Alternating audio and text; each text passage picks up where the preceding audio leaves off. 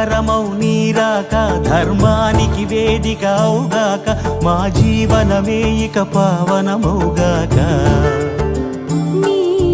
పాలన శ్రీకరమౌగాక సుఖ శాంతులు సంపదలిడుగాక నీ రాజ్యము ప్రేమ సుధామయమౌగాక